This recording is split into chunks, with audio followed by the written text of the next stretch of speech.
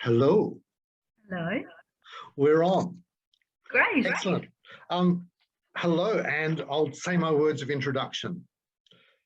Today's event is produced by Darren Fraser and other fabulous librarians of Public Libraries Western Australia. Today's instalment of Public Libraries of WA in Conversation series features Dianne Wolfer in Albany, in the great southern of Western Australia.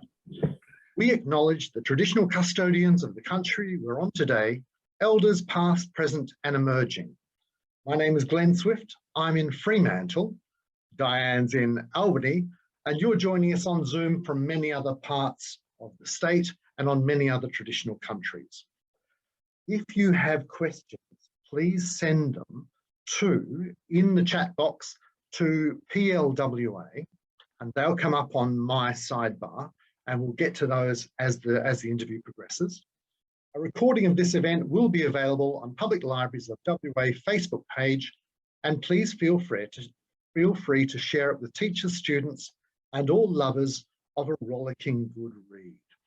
Which brings us to, first of all, our author today, Dianne Wolfer. Now, Di, I feel I should read your bit of bio I've got here. Thanks, Glenn. That'd be lovely. So we know who we're dealing with. Dianne Wolfer is an acclaimed author of books for teenagers and young readers. I've got lots of them on my shelf, spanning multiple genres. Her book, Lighthouse Girl, served as inspiration for Perth International Arts Festival's The Giants, featured in events commemorating the centenary of the departure of the first Australian Imperial Force from Albany, and has recently been adapted for the stage by Black Swan Theatre, which I saw last there. One of Diane's picture books, Photographs in the Mud, set along the Kokoda Track, is used as an international piece reference and has been published in Japanese. It's also a recommended resource for the National History curriculum. The young adult title Choices has been translated into Polish. But what brings us here today is the four books in the trilogy. It started with Lighthouse Girl, and then Light Horse Boy, and then In the Lamplight, and now The Last Light Horse. Thank you, Glenn. Thanks for that lovely introduction. A pleasure, a pleasure. Tell me, how's everything in Albany? Well, good. It's, as you can see, it's another gorgeous day. We're waiting for the sun to come out. It might, or it might not. No, it's beautiful here. Your new book, The Last Light Horse, fourth book in the trilogy, the books are all connected, obviously, and there's lovely through links all the way through, and they are really part of one big story. And I suppose I want to ask you, where did the whole story come first, or did the first one come first? Well, yeah, the first one came first, totally. I had no intention of doing 4 books, and I still have ideas for others, but they'd be different, obviously, than part of this. But the idea started in 2005 when I read an article by Ron Crittle in the Weekend Australian, and it spoke about the last farewell, talking about how Albany here was where all those ships gathered with the men, the nurses, the horses, and before they sailed away to sea. Now, I'd never heard of that, and at the time in 2005, I didn't know anyone who had, apart from military historians and some Albany historians. So yeah, that sparked my interest, because one paragraph said it spoke about a girl on Breaksea Island signalling to the departing troops, and that these old postcards came back to her as thanks. And so that really whetted my curiosity. And as I walked my dog on Middleton Beach, I looked across and imagined Faye out there on the island, signalling to the troops 100 years ago. Then research from that book, I guess I found out that of all the horses that went to World War I, only one, Sandy, came home. So he's really been galloping around my mind for, well, I don't know, since 2006 at least. And then the third one came about. So the second one, I was really interested in the horses and the animals that went to war, because I kept seeing all these amazing photographs of mascots and horses that were taken away. And then my husband and I were in London on the way back from visiting Peron, our Albany sister city. And I had one day and I wanted to research a soldier who started a Cooee march out of Gilgandra, and he's buried in a little town called Harefield. And I wanted to go and visit his grave because I planned to write a picture book about that. Haven't yet, but maybe one day. And I realised that Harefield was home to an amazing Australian hospital. As part of that, I saw a photo of a nurse with a little wallaby, and then I wondered how that wallaby got there. And I became really interested in Harefield, and I learned that every Anzac Day, the children from the primary school, there's the wallaby, yep, and there's another one with a nurse, which is great as well. And yeah, every Anzac Day, children from Harefield walk down their hill and they lay flowers at the graves of the 112 Australians from World War I in that cemetery. So that's more about the nurse's story. And meanwhile, Sandy kept galloping around my head. So some unusual synchronicities happened. With Lighthouse Girl, it took me 4 years to research and write that. But the research I could probably do in just a few days now at the National Anzac Centre in Albany, which anyone who's been there will know how amazing that is. Yeah, so I guess it wasn't planned to write a series, but the research from each one linked to the next one. And then it was just those amazing little moments. War and horses. What's not to love? Something for everyone. It's a great read. It's told through the eyes of the people that basically looked after Sandy the horse. I suppose, should we start in on Sandy, or should we go more generally? We could go Sandy if you like. Let's start with Sandy and build out then. Okay, great. All right. Do you want me to, at this point, just show that quick PowerPoint of images? Yes. Yeah, so just bear with me while I try and do the tech.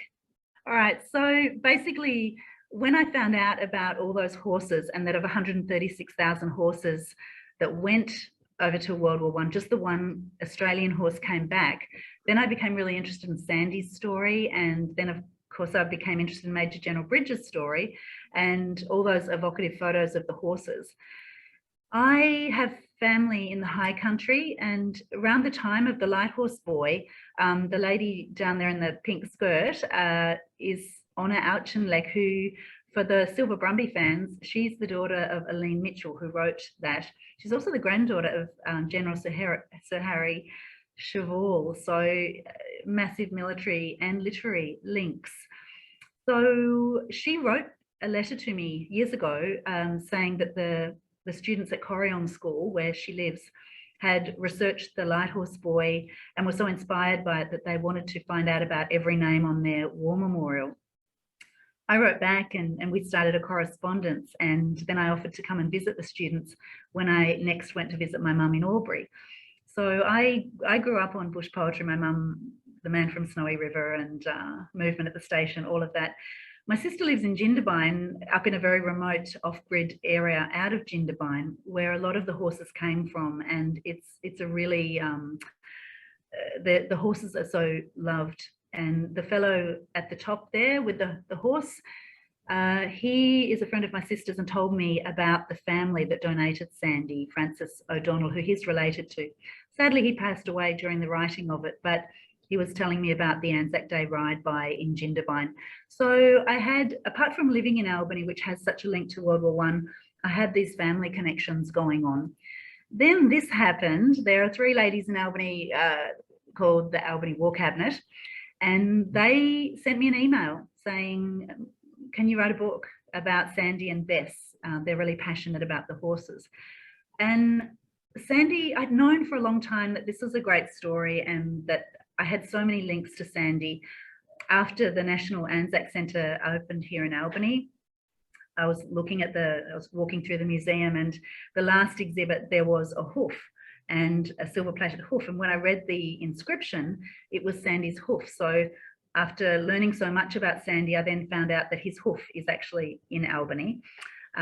These ladies told me that the statue at the top of Mount Clarence, near where I live, is the statue's modelled on Sandy and Bess, the New Zealand horse. I didn't know that, and I've walked past it with my dog so many times. So then they told me that the great-great-granddaughter of Major General Bridges, who owned Sandy, is also living here in Albany. And it was like, do you know what, Diane, I think there's some messages here. Just write the story. And so I'm really glad that I did that. Just a few others quickly ones. So here's Sandy's hoof. Now, this is the one I wanted to look at. Just for the benefit of everyone that hasn't been to Albany. Yeah, there's this so magnificent harbour, a magnificent mountain you can climb up next to the harbour, where you can get a view of where all those, the ships that took the troops away to World War I all parked and gathered the last sight of land. Yeah. You can see Breaksea Island, which is where the first book takes place, and then this wonderful statue. And the hoof. And the hoof. But tell us, so there's a fabulous museum you can visit up there. Yeah, the National Anzac Centre. Tell us about the fabulous statue. Okay, the statue's amazing. It's up on top of Mount Clarence, or I think it's called Mount Adelaide, that one. And this is where the troop ships were all in the harbour there. And you can see at the corner of the picture Breaksea Island where Faye would have been. So 100 years ago, there were 3 columns of troop ships there. Most of the soldiers had to stay on board because they couldn't all come marching through Albany. And there were horses, nurses, chaplains, Major General Bridges and Sandy, the horse, were there in that first convoy. They were on the Orvieto, so they would have been quite close to land. And then I'll just jump onto the next one quickly. So this is Tracy Bridges, who's, since the writing of the story, had this beautiful little Tom, who is now the next generation. So just a few more. There's Kate Sutherland, the children's publisher at Fremantle Press, who has shepherded the whole journey. There's Don and his wife Peg, who is the son of Faye, the lighthouse girl. And the scene in Albany of the soldiers who were allowed to come ashore, marching through the street, which people who live in Albany or have visited Albany will recognise. Just a couple more. We've got, sorry, they're not in a PowerPoint. You've got the words still.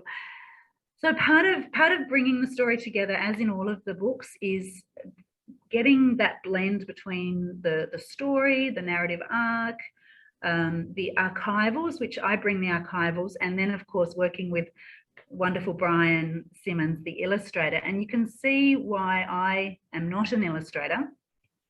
Normally you would never even think of suggesting anything to an illustrator, but this is what I was, when I was talking to Kate Sutherland, the children's publisher, I wanted to get a bit of an idea about how this book's shorter than the previous 3, and so how it would all pan out. Here's my sort of Matisse Picasso moment, and you can see how Brian brings them to life in such a beautiful way. Last one for now is there's we had the story, we had the archival images, Brian was busy doing his magical artwork, and we just needed another layer. In the previous books there's a journal or there's letters home to give that different perspective. Kate Sutherland had said no anthropomorphism, so the horse was to remain very horse-like, of course. And there's only so much like tossing your mane and that you can do to convey emotion. But when lovely Justine Gray a few years earlier had so kindly donated this Light Horse manual to me, she'd given it to me as a gift, hoping that I could share it with a wider audience. And suddenly I thought that would bring that extra layer that we needed. So yeah, so shall I hop out of that for now? Yeah. All right. It's fascinating background information and a fascinating story. It's a beautiful story. It's got horses, it's got soldiers, it's got sailors, it's got journeys, it's got pyramids, it's got Gallipoli. And that's kind of where the horror begins. And one of the questions that came up for me was, when you're writing military history for children, what kind of concessions do you need to make? Or what kind of angle do you, what angle do you take and what do you leave out? That's really interesting, Glenn. It's a, of course, war is, there's so much horror, and by using Sandy, I feel that animals actually can be a window to history and a softer window for younger readers. The interesting thing with the Light series is that it seems to have an audience from around about year 3 level to seniors. However, they are pitched at youth and the schools really enjoy reading them. So I am really aware that I don't want to glorify war at all, but I also feel it's really important that we're aware and honour the sacrifice that these soldiers and nurses and horses made. And sadly, the curriculum's so packed that there isn't a lot of room for to do all these things, even in history. Which history do you choose? We have such a rich history. So I do have a teaching background, and although I don't want the books to be didactic, I do hope that they will convey a sense of history. And as far as the horror, then I think some of the images, the archival images, are showing the horror. In this last one, there's an image at the end where there's horses in mud, and it's just a horrible. Well, here we've got the horses being buried or with gas masks, but we've also got another one coming up soon with, I mean, I find that was on the edge of too much horror. So you've got horses.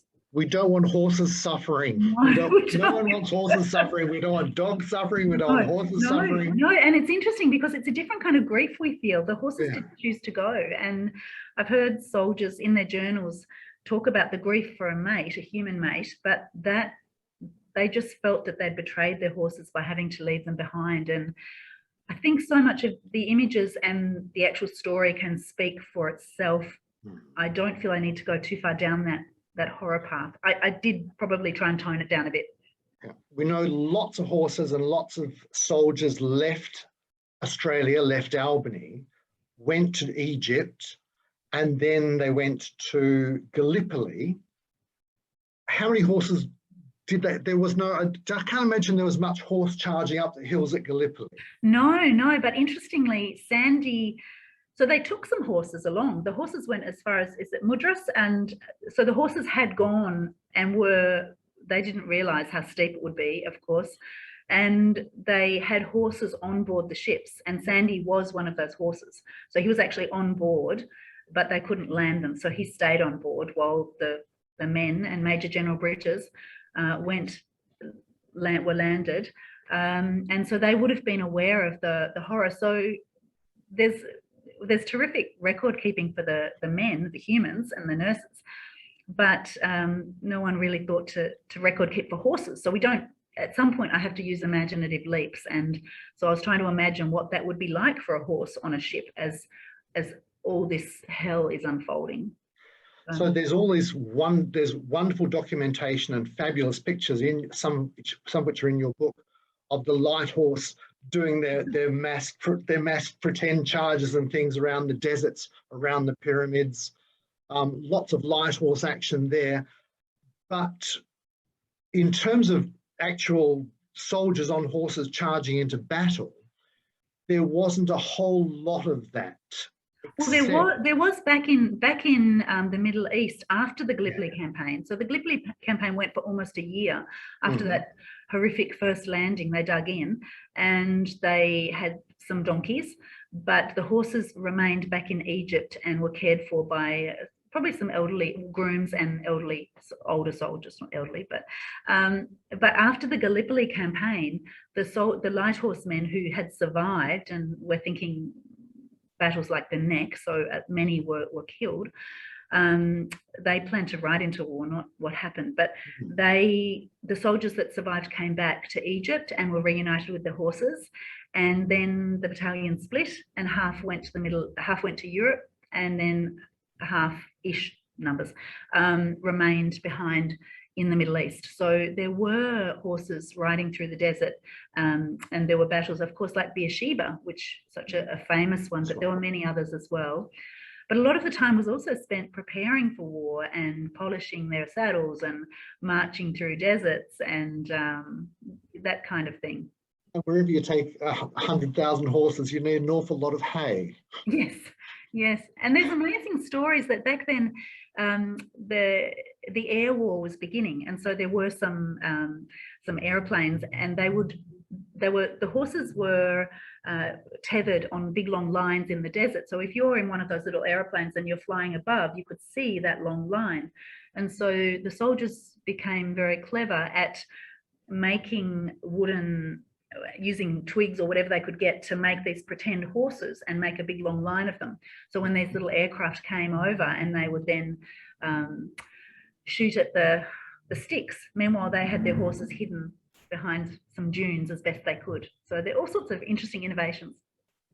Now, in the story, tragically, so it's largely about Sandy, the last light horse, the only one that came back to Australia. And he was the favourite horse of Major General Bridges. And Major General Bridges, he didn't have a long career once they got there. It all came unstuck and stuck at Gallipoli, yes? Yes, he landed with the soldiers, and because he started Duntroon, so he was at the forefront of our military history. And so that was prior to First World War. Sorry? Duntroon started before the First World War. Yes, not that long before. He'd started it, and so the leaders, the lieutenants, captains, they would have come through Duntroon and would have known each other. So Major General Bridges landed in the first wave on the first day, and then dug in.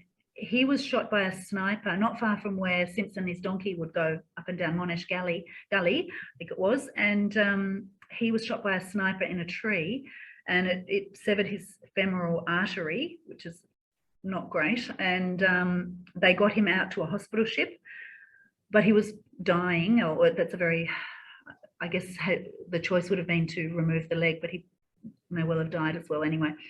So he was on a hospital ship, and his dying wish is said to be that his horse comes home after the war, his favourite horse, Sandy. He had 3.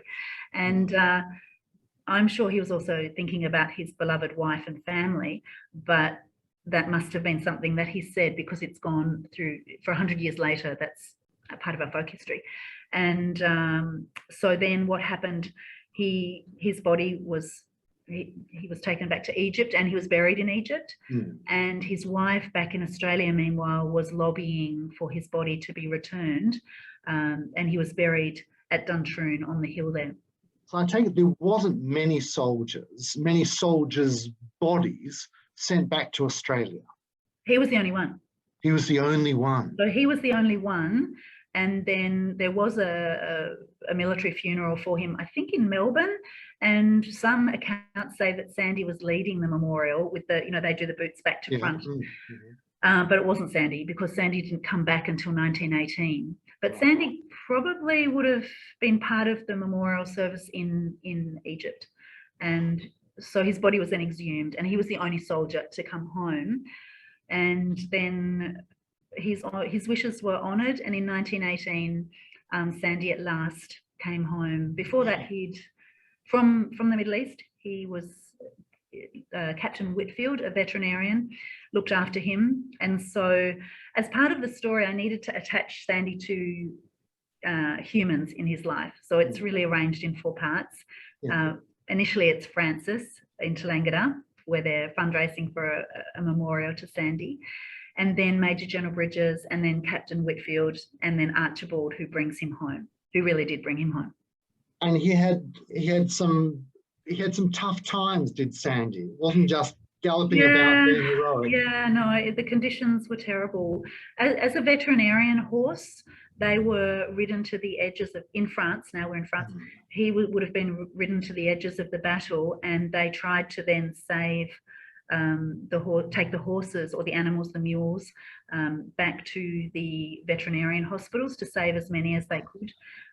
You can imagine during war, there are riderless horses and terrified horses and injured horses. So they would get, and mules, they would get them back to the veterinary hospital. And so a vet needed a good horse to do that. So Sandy would have, there's no, at some point you have to make imaginative leaps, but if I know he was with the veterinarians and he was capable, and so he wouldn't just be hanging around. So he would have been used to do that. During one of those occasions, he was, there was gas and his rider died. So whether the rider died of the gas or the shrapnel, and Sandy's eyes suffered from the gas, and so he was partially blinded after that. Yes, that was a very kind of sad moment for me, going, oh, this poor horse. Not only does he go through war, gets stuck on a ship, off the ship, down the desert, sand flies, the shell shock, the explosions, and then suddenly he's got his eyesight goes because of the gas. That's a tough, I mean, tough for people and tough for horses. Really. But I don't think it's a spoiler alert because people know, but his end days were happy. He was, after he was brought home, he was in a paddock in Maribyrnong where the remount centre was, where horses had left from, and he spent his days there with a paddock buddy that horses need to have a friend, another animal friend of some kind, pony I think, and other horses, and he became quite well known, and supposedly young kids would come and bring apples to him, and that's, a lady has actually written a play about the apples, kids giving apples to Sandy, and so I like to imagine that his last days were happy. Yeah, I imagine that because Major General Bridges had started Duntroon, having been basically the man who led the soldiers onto Gallipoli, having been shot, having eventually been sent home, the idea of his last wish for Sandy must have been kind of kept alive amongst the soldiery so that people knew this. Otherwise, the question is, why wasn't that wish forgotten? Yes, I think you're right. I think that must have been. There's no, and that's what's so interesting about historical fiction, particularly with animals, that there is some guesswork involved. And as you say, that wish was kept alive and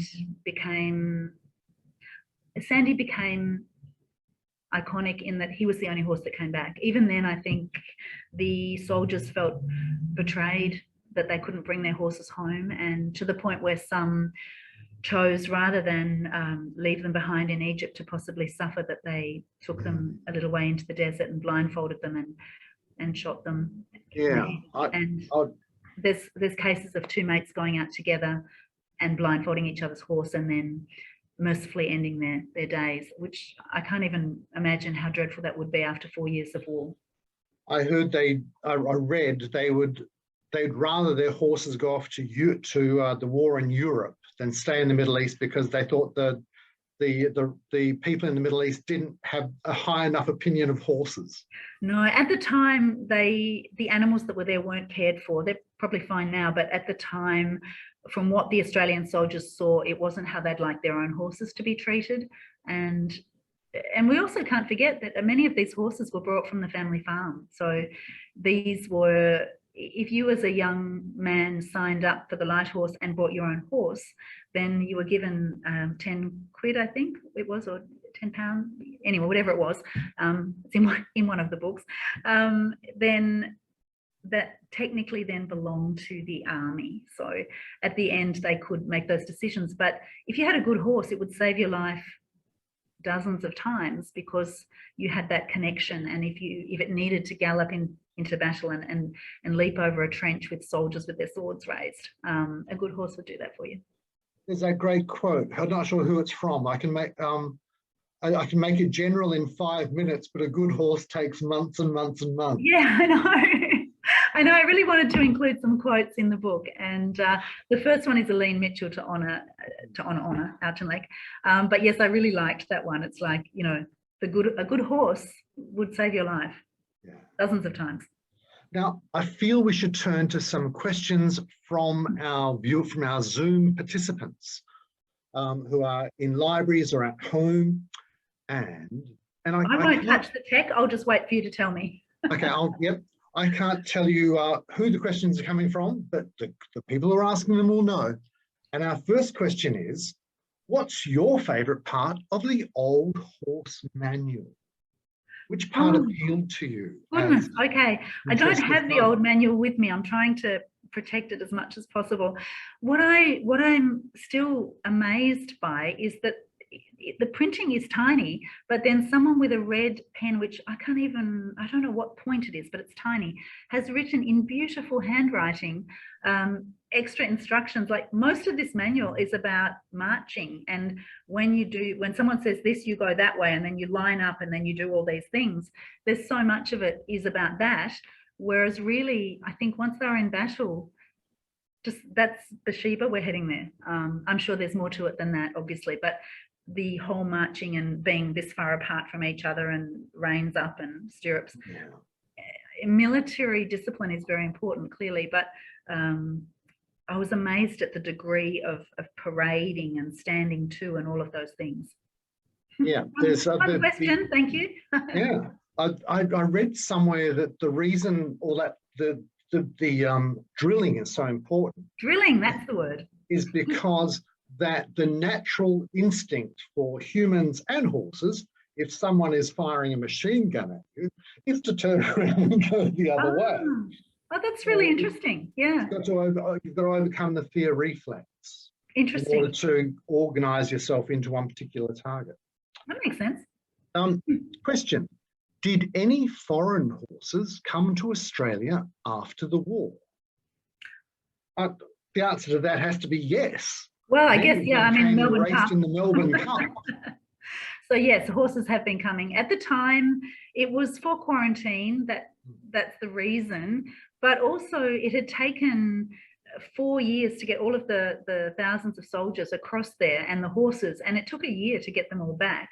So logistically, it would have also been difficult, but quarantine was the reason. And I guess since then, quarantine has been I don't know, tightened. I don't really know the answer, sorry, but I'm not aware soon after the War of Horses coming back. They might have. Yeah, I mean, even if the horses they wanted to bring back, there would have been a lot of horses, and that's a lot of quarantine, which is very expensive, I'm sure. And if it's race horses, of course, they they can afford it. Question, did he get any medals? And I imagine that's a question which is asked about Sandy. Did Sandy get recognition? Oh, you know what? I've got so much research to do after this. I'm wearing a purple poppy. So basically, we have red poppies for the soldiers. There is Purple Poppy Day in February, and I'm not sure whether retrospectively Sandy was given one. It's interesting. I'm not aware of that, but I'm making a note. Sandy medals. I'll find out. Anyone with other questions, you can send them through the chat function on your Zoom screen to PLWA host, Public Libraries WA host, and your questions will appear on the screen. Now, the next one I've got here is, it's from South Stirling Primary School. Oh, hello, South Stirling. Hello, South Stirling. How were you inspired to write war stories? Good question. Thank you, South Stirling. I think war brings out the best and the worst in people. And as I said, the last thing I want to do is glorify war. But as we found out in the sad things that are happening in Europe at the moment, people step up if they need to and surprise themselves with what they can do, and others don't. Others find that if you look at a class of students, the one who might be the most out there and you think would be the bravest isn't necessarily. Often when someone has to nominate to go and take a message to the next gully or to run into machine gun fire in World War II, that it was the quieter ones who just said, I'll do it. So I think I'm really interested in the qualities it brings out in people and the unexpected qualities. Here's a question from me. When you're writing historical fiction, obviously it's a blending thing going on, reality and fiction. And sometimes, of course, reality must be stranger than fiction. Were there examples of that came up in your research? When blending the reality and fiction. Yeah, or when just the things that really happened, you go, wow, you couldn't just imagine that. Oh, Reality stranger than fiction. yeah, totally. So many cases, and some were even with the language. I know with Light Horse Boy, the green one, which has been serialized in the West Australian, and there's an opportunity to win a prize, by the way, if you go in and have a look today. 25 books to give away. That one, so in the letters, so there are letters between, or the dialogue between the soldiers. If I wrote what was the true language that I saw in the journals that the soldiers were writing, the language was too weird. It was too old-fashioned.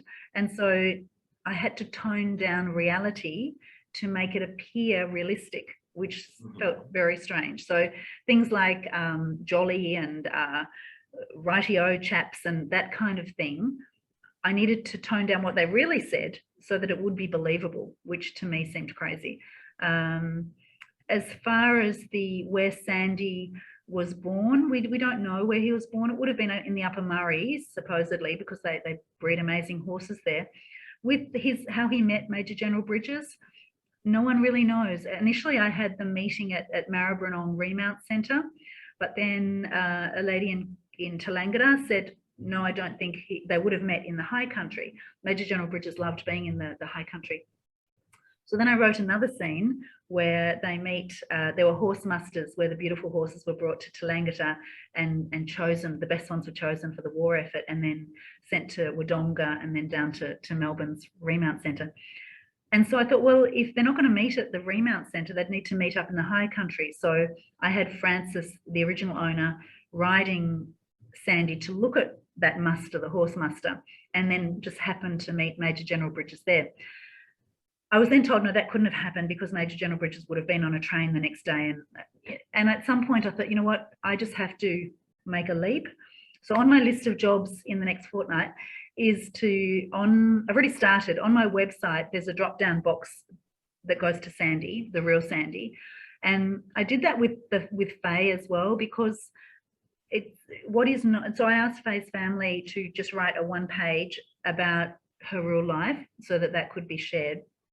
With Sandy, what I'm going in the process of doing is writing what's real and what's imagined and where those leaps cross over, which I think is interesting for for students, but also for writers, in that where do the imaginative leaps. The other thing is that, of course, when you're reading historical fiction, you just can go to the back and it will tell you as well what's real and what's not. And it then says, go and look at my website. So I haven't quite finished putting those up, but there were so many occasions where, like for example, in Light Horse Boy, to follow those two characters, I needed to move my soldiers between different battalions or different units. And that did happen because, say you join up in one unit and then sadly a third of the men die in a battle, then they would combine units to make new units. So it's not unusual that people can move around, and particularly the animals. So there is a gap in the knowledge of Sandy where after we know he's in Egypt and then he goes to, the texts say he was at the Calais Remount Centre. When I researched that further, I found that he was with Captain Whitfield, and when they went to France, he went there and he set up the Calais Remount Centre. So there was a gap in between, and quite a big gap, where we don't really know where Sandy was, but I can assume he must be with Captain Whitfield, who was looking after him. So where was Captain Whitfield? That's where Sandy was. More questions.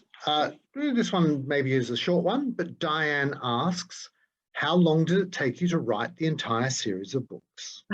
Well, it started in 2005. So that first article where I saw that Ron Criddle had written about the Faye signalling, that was 2005, and that book took 4 years. Then I started to get really speedy with Light Horse Boy. It was 3, and then another probably 2.5 to 3 for In the Lamplight. This one it's shorter, to be fair, but it was a good year it's taken. It took me I approached Fremantle Press, I think Christmas before last Christmas. And then I spent most of last year working on it. And then I had to finish it by October last year for it to get into the cycle of being edited properly, and Brian's gorgeous illustrations coming in and the amazing design work that goes into it, for it to actually get printed and come out now. Here's it. Now, while we're on the pictures, what is it? Always words first, then pictures, or was that much more a process? In this case, for me, it is. There are some authors who are illustrators as well, or who work right from the beginning with an illustrator. In this case, in The Last Light Horse, I had the idea was brewing for so long, and then I did the research, and because I knew the format that it would be, I was also looking for archivals, and probably looking for the beautiful old photographs took months and months and months and months of trawling. I was looking for ones that are less well known, and it was even at the last minute, this beautiful one of the soldiers cantering or galloping, that one, that came up quite just at the end, and it was exactly what I was looking for. So the writing, if I find a photo that's good enough, then I'll write a scene for it. And then the illustrations. Then because we know Brian had agreed to do to collaborate again, which was so fabulous. And so once those archivals and the story are in place, then Kate Sutherland would say, we need this picture. Talina asks, do you know what breed of horse Sandy was, or if he was a whaler breed? Ah, is this? So it begs the question. How do you spell is it Tolina or Tarlina? Talina, Talina. I thought it might be my niece finding me from. No. Okay. He was yes, a whaler, and I've added that he may have had a touch of Brumby. I think from memory, it says in the book somewhere, 15 hands 2, I think, a bay and a misshapen star on his forehead. Okay. The Upper Murray breed amazing horses. So here's me displaying my ignorance. Whalers are actually a breed. Yes, They weren't just called whalers because they were from New South Wales. No, that is why they basically that started in New South Wales. So they were big, strong horses that were a bit of a mix of some amazing breeds, and they were very strong and renowned for being terrific, well, war horses for a start.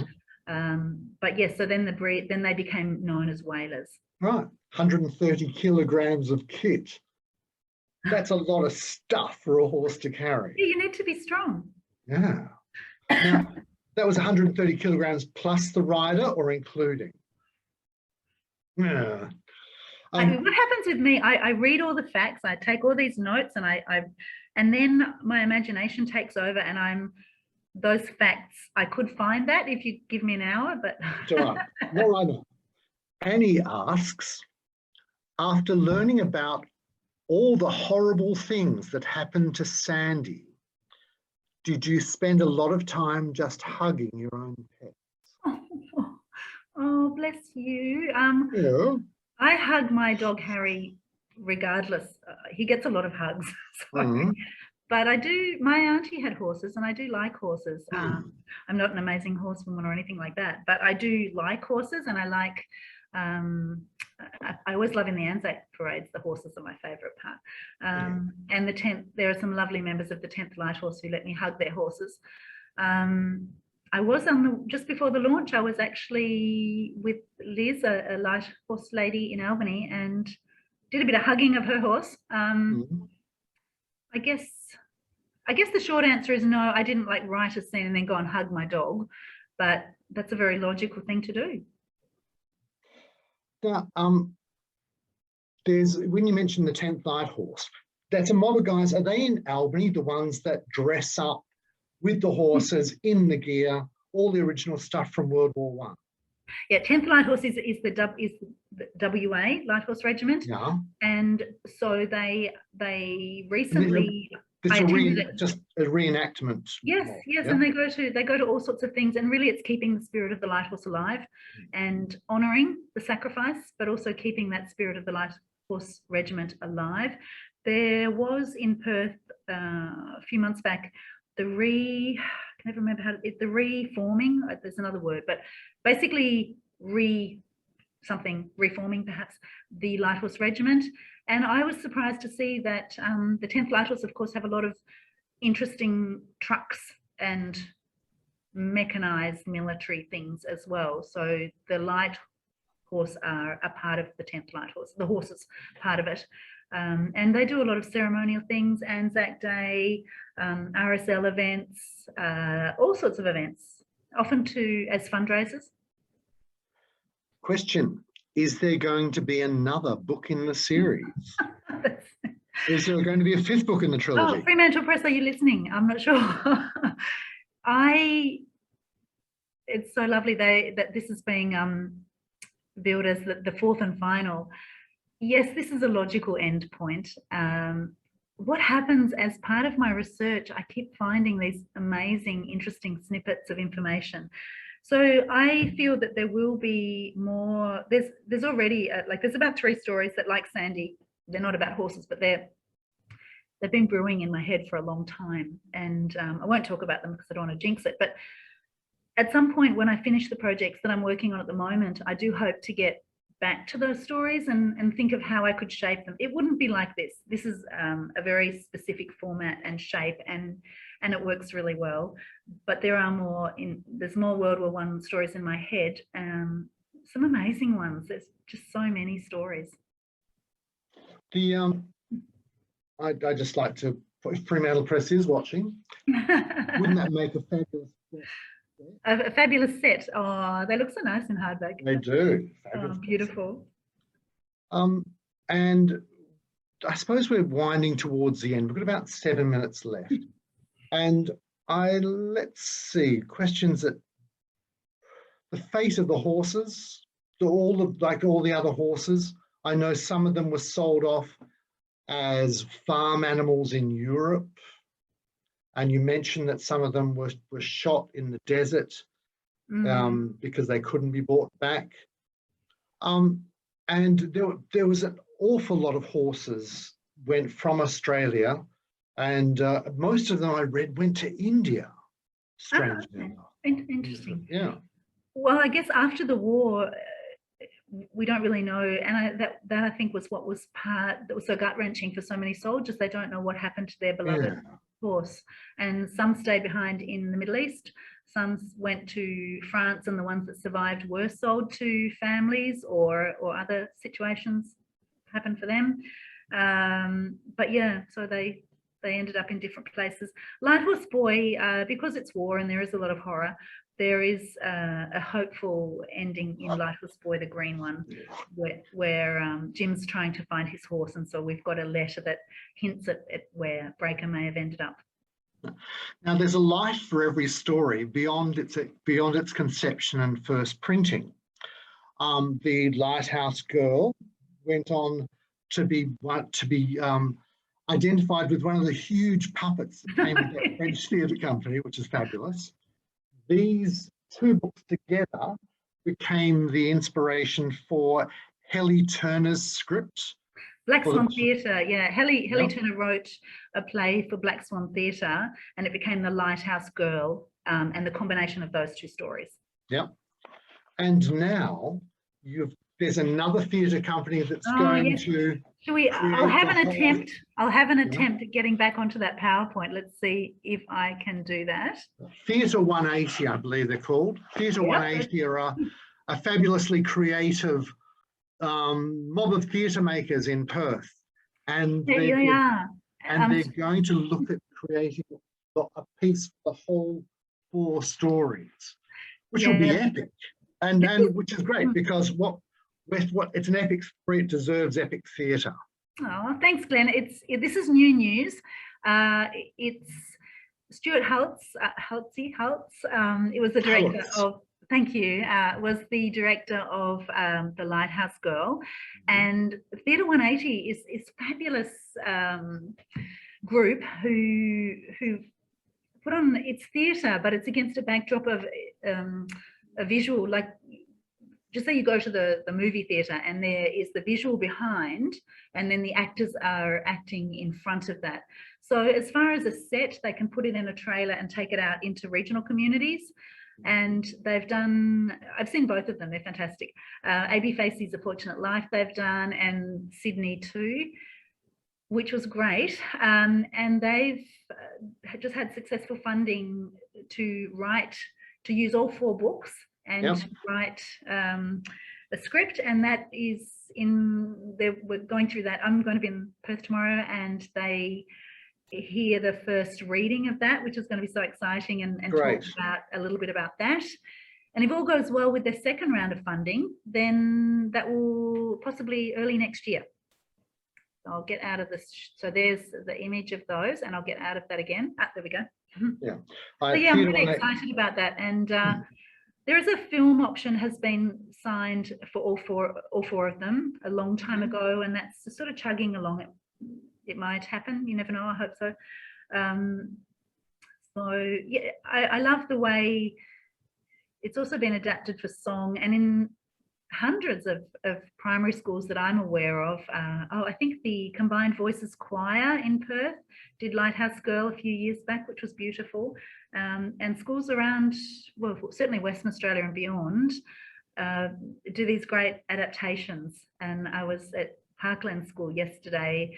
They're doing artwork, they're doing plays, they're doing all sorts of things. And at Mount Barker, they're doing charcoals inspired by Brian's artwork. And so I'm always amazed at how our educators, teachers and librarians I've written the story, and now it's out there, it's gone beyond, and they turn it into things I could never imagine. They're so creative and amazing. Just on our last couple of minutes, I wondered if you would read us. Sure, I'd love to. A favourite bit.